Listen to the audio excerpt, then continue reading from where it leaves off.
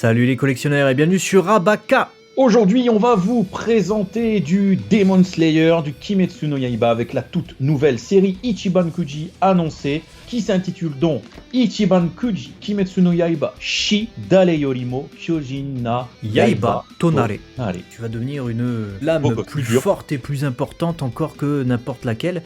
Et on va se retrouver du coup avec cette série qui sort très certainement sur le film que je n'ai pas vu. Donc je sais pas. Mais il y a ce film qui a pété tous les records au Japon, vous savez très certainement. Le film qui fait suite à la première saison de Kimetsu no Yaiba. Et on va découvrir tout de suite les deux premiers lots, puisqu'ils sont présentés ensemble. Donc on a Kamado Tanjiro et Kamado Nezuko. Prix A et B. Je les trouve plutôt sympas. Bon, ces deux personnages sortent beaucoup en figurine sur Kimetsu, mais disons que là ils ont des poses qu'on ne les a pas vus prendre, en tout cas sous forme de figurines. Ouais, elles sont sympas. Franchement, après la taille, on a 8 cm et demi du coup pour Nezuko et on a 15 cm pour Tanjiro. À voir ce que ça donne en vrai. J'ai l'impression que ça va être un peu plus petit que ce à quoi on est habitué avec les Ichiban Kuji Dragon Ball ou One Piece. Ouais, après c'est pas plus mal, parce que ça veut dire que justement on aura plusieurs personnages qui iront ensemble, tels que les prix C et D. On découvre Zenitsu et Inosuke. Zenitsu vraiment en position, on dirait qu'il va attaquer, il a les yeux fermés, il est concentré.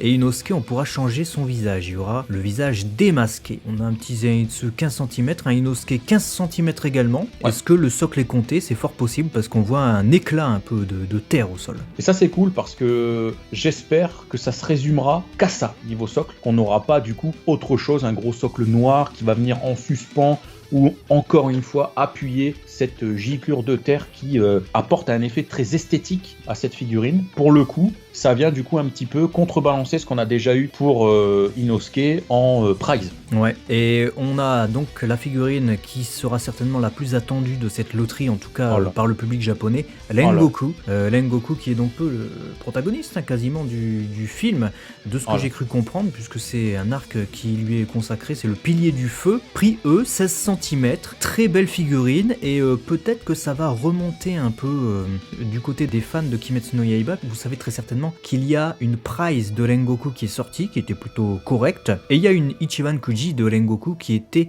également parue récemment, mais elle est de moins bonne qualité que la prize, donc ce qui est plutôt dommage, parce que généralement les Ichiban Kuji c'est quand même autre chose. Donc là ça va faire remonter un peu une figurine Ichiban Kuji de Rengoku quelque part, et ce sera peut-être même la meilleure. Elle est vraiment bien, je kiffe l'esthétisme, et d'ailleurs le socle pareil, j'espère que ce sera des socles comme ça, uniformes, ça dégomme. Prix F, donc Tomioka Giyu, le personnage qu'on voit dès le premier épisode. Bah voilà, que dur, 13 cm, il sera plus petit que les autres, je sais pas trop pourquoi. Moi je le trouve très simple, vraiment très simple. C'est dommage, parce que des Tomioka en figurine...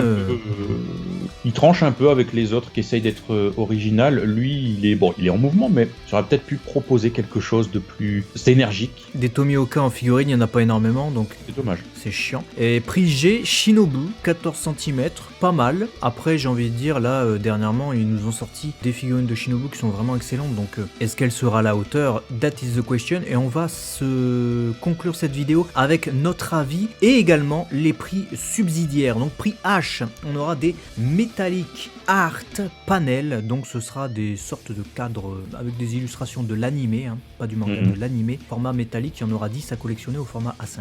Ouais, de toute façon vous avez les illustrations qui apparaissent à l'écran. Prix I, ce sont donc des serviettes au nombre de 10, vous avez des longues serviettes de 60 cm et vous avez des serviettes qui sont des serviettes à main de 25 cm, un peu plus simples. Je t'avoue que je kiffe bien les longues serviettes, vraiment un cachet très nippon, j'aime beaucoup. Ouais, ni bon ni mauvais, et je pense que les fans de Kimetsu no Yaiba regretteront surtout la non-présence de Rengoku et de personnages comme Shinobu ou Tomioka Giyu en guise de longue serviette. Prix J, ce sont des Kyun Karastrap. Voilà, c'est des petits personnages sur des porte-clés, ok, format SD, c'est sympa. Après, des Karastrap, est-ce que c'est pas plutôt considéré comme des attaches pour les portables et des trucs comme ça? Oui, si, après le seul avantage que ça, c'est que pour justement le charme des Ichiban Kuji, on a là quasiment 20 personnages, donc on va aller chercher des persos qui ne sortiront pas ou pas tout de suite en figurine, donc on a au moins cet avantage de profiter de persos un peu moins, on va dire, répandus. Voilà, c'est le gros avantage qu'on peut avoir. Et puis, on termine du coup cette vidéo avec la Last One. La Last One que j'attends la Last One.